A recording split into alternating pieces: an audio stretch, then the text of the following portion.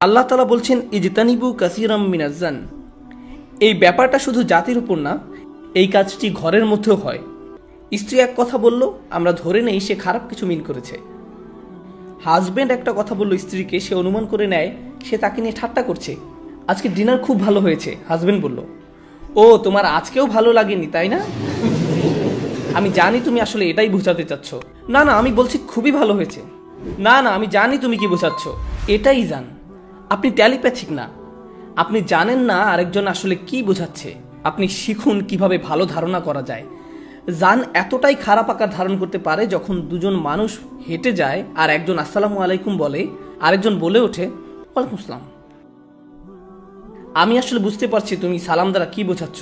তুমি আসলে দেখতে চাচ্ছ যে ওয়ালাইকুম আসসালাম বলি কিনা, কারণ তুমি বোঝাতে যাচ্ছ তুমি আমার থেকে ভালো। ওইভাবে সালাম দিয়েছে কেন? কি বলো, ও তো শুধু সালাম দিয়েছে। না না, ও কিরকম চোখে আমার দিকে তাকাচ্ছিল। আমি এর মানে বুঝি। শ্রোতাদের মধ্যেও এমন কিছু মানুষ আছেন যারা ভাবছেন যে সে কেন আমার দিকে এইভাবে তাকাচ্ছে। কেউ কি তাকে আমার ব্যাপারে কিছু বলেছে? আমি এর আগেও একই ধরনের বিষয়ে খুতবা দিয়েছি, যেটা ছিল সুন্দরভাবে নম্রভাবে কথা বলা সম্পর্কে। ওয়াকুলু লিন্নাসি হুসনান।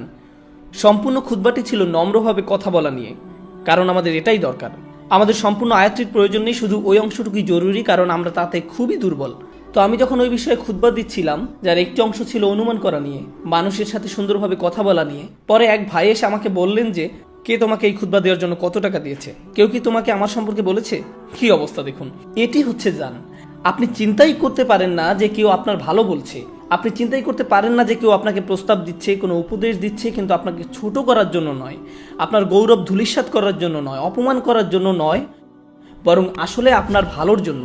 যদি জান বড় হয়ে যায় তবে আমরা কখনোই একে অপরকে ভালো উপদেশ দিতে পারবো না। আমি আপনার নিকট একজন ভাই হিসাবে বলতে পারবো না যে আমি আপনার একটা বিষয় নিয়ে উদ্বিগ্ন, কারণ আপনি আমার ব্যাপারে এত বেশি অনুমান করে রেখেছেন যে আপনি আমার উপদেশ নিতে প্রস্তুত নন। আপনি ভাববেন যে আমার হয়তো অন্য কোনো উদ্দেশ্য আছে, আর আপনি তখন তা গ্রহণ করবেন না। আর এই জান শুধু আমাদের পারিবারিক বা সামাজিক কর্মকাণ্ডেই সীমাবদ্ধ নয়, বরং আমাদের আর ইসলামের দোয়াত এবং উলামাদের মধ্যেও বিরাজমান। কেউ হতে বলে যে ওই উলামার কথা শুনবো না, অমুক দিন সে অমুক কথাটি বলেছিল, তার মানে সে অবশ্যই খারাপ, তার খারাপ উদ্দেশ্য আছে। দেখুন, আমাদের উলামারা নবী নন, আমাদের দায়ীরাও নবী নন। আল্লাহ রসুল সাল্লাল্লাহু আলাইহি সাল্লামের পরে যে কোনো ব্যক্তিই তার বক্তব্যে ভুল করতে পারে, কারণ তারা সকলেই সাধারণ মানুষ। সব সময় এই সম্ভাবনা আছে যে কোনো স্কলার হয়তো কোনো কিছু বলবেন আর সেটা সম্পূর্ণ সঠিক হবে না, অথবা আপনি তার সাথে একমত হতে পারছেন না। যদিও আপনি স্কলার নন, তারপরও আপনি তার একটি কথার সাথে একমত নন। তার মানে এই না যে তারা যত ভালো কাজ করেছে অথবা ভবিষ্যতে করবে সবই বৃথা গেল। আপনি শুধু তাদের একটি কথার কারণেই তাদের তাচ্ছিল্য করতে পারেন না, কোনোভাবেই পারেন না। যদি এমনটা আপনার বা আমার সাথে ঘটতো, ভাবুন যে আমি একটি কথা বলেছিলাম 5 বছর আগে, আর কেউ একজন সেটি মনে রেখেছে আর আমার আর কোনো কথারই মূল্য দিচ্ছে না। অথবা হয়তো আপনি আমার বন্ধুকে কোনো কিছু বলেছিলেন। আমরা সবাই ভুল করি, কারণ আমরা সাধারণ মানুষ। কিন্তু শুধু একটি কথার উপর ভিত্তি করে একজন মানুষের পুরো চরিত্রকে অনুমান করা ঠিক নয়, তার চরিত্রকে ধূলিসাৎ করা ঠিক নয়। এরপর আবার অনেকে এমনও আছেন যারা ইসলামিক লেকচার শোনেন না, বই পড়েন না, দার্স শোনেন না। তারা শুধু লেকচারের সময় অপেক্ষা করেন এমন কিছুর জন্য যা তারা আক্রমণ করতে পারেন। ও, সেই কথা বলেছে, এই কথা। আচ্ছা আচ্ছা, মানে তারা ধারণা নিয়ে এখানে এসেছেন। তাদের আসার কথা ছিল আল্লাহর নৈকট্য লাভের জন্য, অথচ তাদের একমাত্র উদ্দেশ্য হলো ধারণা। আমি এই অংশটা নিব, এরপর এটা থেকে ভিডিও বানাবো, তারপর এর বিরুদ্ধে লিখবো, তারপর এটা করব। আল্লাহু আকবার। আপনার সমস্যা কি? আপনার কি এর চেয়ে ভালো কিছু করার নেই? এত ধারণা কেন? এত সন্দেহ কেন? কেন অন্য কি ভুল বলল তা খুঁজছেন? আমরা নিজেদের দোষ খুঁজতে এতটাই ব্যস্ত যে নিজেদের মধ্যে ভালো কিছু করার সময় নেই। আমাদের উম্মার সবাইকে আল্লাহর কিতাব নিয়ে এতটাই বোদ্ধা হয়ে গিয়েছে যে আমাদের এখন খুঁজতে হবে আপনি কি ভুল বললেন, আমি কি ভুল বললাম, আর অন্যরা কি ভুল বলল। আমাদের এইসব করার সময় নেই, এর পিছনে শ্রম ব্যয় করার কোনো মানে নেই, চেষ্টা করার কোনো লাভও নেই। আল্লাহর বাণী প্রচার করার বদলে আমরা নিজেদের জুনুন নিয়েই মগ্ন, আমরা এসব নিয়েই ব্যস্ত। এজন্যই আল্লাহ বলেছেন ইজতানিবু কাসীরাম মিনাজ্জান। কিন্তু এটাই আমার খুতবার পুরোটা নয়। এরপরে আছে ইন্না বাদাজ জান্নি ইসমুন। তিনি বলেন নিঃসন্দেহে, কোনো সন্দেহ নাই। এটা পরিহাসের ভাবে আল্লাহ বলছেন, প্রথমত অনুমান হলো এমন কিছু যা তুমি শুরুতে সন্দেহ করেছিলে, কিন্তু ধীরে ধীরে তা মনে গেঁথে গেল। তাহলে আমি এখন এমন কিছু বলি যাতে কোনো সন্দেহ নেই অনুমানের পর একটি জিনিস অবশ্যই আসবে, ইসম আসবে। আরবি ভাষায় ইসম এর প্রচলিত মানে হলো পাপ, কিন্তু কোরআনে পাপ বলতে জুনাহ, হারাজ সহ আরও অনেক শব্দ ব্যবহার করা হয়েছে, জান শব্দ ব্যবহার করা হয়েছে, এমন অনেক শব্দ ব্যবহার করা হয়েছে। তাহলে ইসমের বিশেষ অর্থটি কি? এর কয়েকটি অর্থ আছে। পুরনো দিনে আরবি কবিরা তাদের কবিতায় জুয়া খেলা বোঝাতেও কখনো ইসম শব্দ ব্যবহার করতেন। হিমার বা জুয়া খেলার বদলে তারা ইসম শব্দ ব্যবহার করতেন। তারা শব্দ দুইটি একে অন্যের পরিবর্তে ব্যবহার করতেন। অন্যভাবে বলা যায় আপনি আসলে জুয়া খেলেছেন। যখন আপনি অনুমান করেছেন আপনি জুয়া খেলেছেন, আপনি হয়তো সঠিক কিন্তু আপনি ভুলও হতে পারেন। আর আমাদের দিনে যদি কোনো কিছু স্পষ্টতই খারাপ থেকে থাকে তাহলে জুয়া খেলা। কবিরা আরও একটি ক্ষেত্রে ইসম বা পাপ শব্দটি ব্যবহার করতেন, সেটি হলো অ্যালকোহল বা মদের পরিবর্তে। আমরা মদ খেয়েছিলাম, এর পরিবর্তে তারা বলতো আমরা ইসম পান করেছিলাম। মানে অন্যের প্রতি ধারণা করা এমন অবস্থায় যেতে পারে যে আপনি এতে মাতালের মতো হয়ে উঠবেন, আপনি আর ঠিক মতো চিন্তা করতে পারবেন না। মাতালরা যেমন উল্টাপাল্টা কাজ করে বা উল্টাপাল্টা কথা বলে, আর যারা মানসিকভাবে এমন হয়ে যায় তারা মাতালের মতোই হয়ে যায়, তারা যেন এতে নেশাগ্রস্ত হয়ে পড়ে। এমনই হয় তাদের সাথে। ইন্না বাদাজ্জান্নি ইসম আল ইসম বিমা লা জাযাআ কাযালিক। ইসম শব্দটি ক্ষতিপূরণ অর্থও ব্যবহার করা হয়। মানে এটা যেমন তেমন কোনো পাপ নয়, এটা এমন পাপ যার জন্য আপনাকে ক্ষতিপূরণ দিতে হবে। আপনি এর মূল্য দিবেন আর বাকিরা এর প্রতিফলন দেখবে। এটা এমন নয় যে ফেরেশতারা লিখে নিল, কেউ দেখলো না, শুধু শেষ বিচারের দিন তা দেখা যাবে। না, আপনি এই দুনিয়াতেই এর কুপ্রভাব দেখতে পাবেন। আপনি এখানেই অনুমান করার কুপ্রভাব দেখবেন। ভ্রাতৃত্ব নষ্ট হবে, সংসারে ফাটল দেখা দিবে, কারণ লোকজন অনুমান করে যে অন্যের মনে কি আছে। পুরো জাতি হয়তো যুদ্ধের জন্য প্রস্তুত হবে কোনো একটা অনুমানের কারণে। কতগুলো রাজনৈতিক স্ক্যান্ডাল হয়েছে অনুমানের উপর ভিত্তি করে।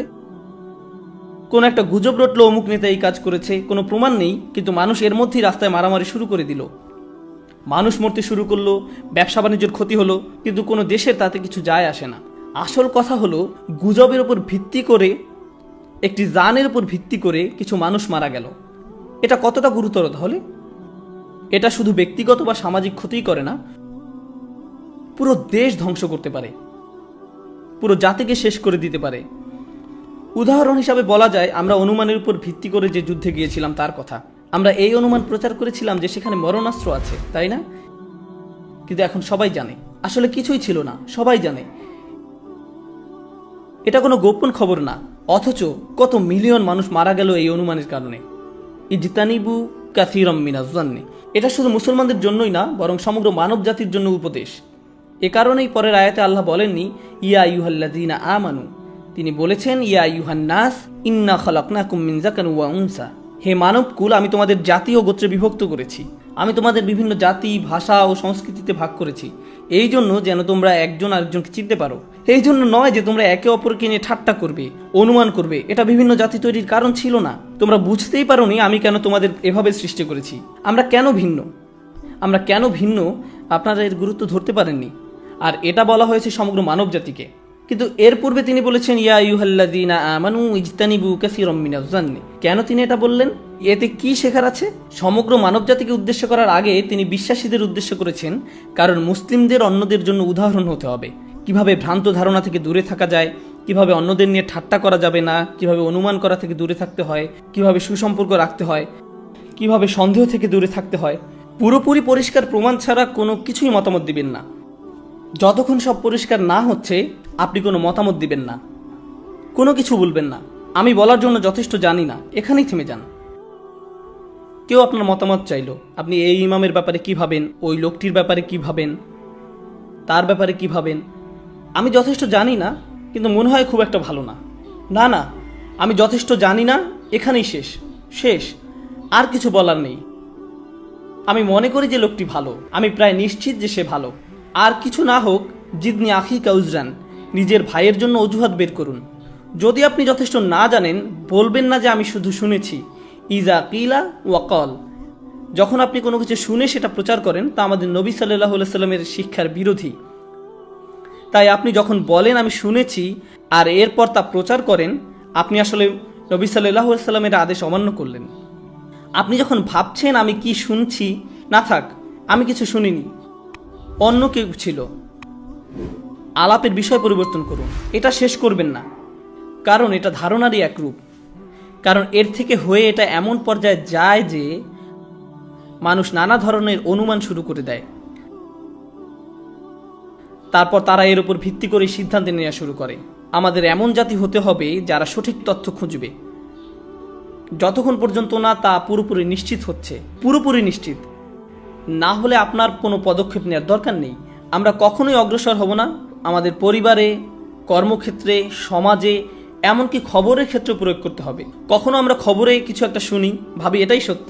উদ্দেশ্য, কোনো মানুষ বা ঘটনা নিয়ে কোনো কিছু মতামত দেওয়ার আগে আরও গভীর ও সঠিক অনুসন্ধান হওয়া উচিত। আমাদের আরও বিবেচক হতে হবে। ইন জাআকুম ফাসিকুন বিমা ইন ফাতাবায়্যানু, কোনো খবর তাদের কাছে আসলে তারা বিবেচনা করে। কোনো খবর শুধু শুনলেই হবে না, ফাতাবাইয়াকু ফাতাসাব্বাতু বিকারাউকা, আরও গভীর ও সঠিক অনুসন্ধান হওয়া উচিত। আমাদের আরও বিবেচক হতে হবে। ইন জাআকুম ফাসিকুন ফাতাবায়্যানু, কোনো তথ্য তাদের কাছে আসলে তারা তা বিবেচনা করে।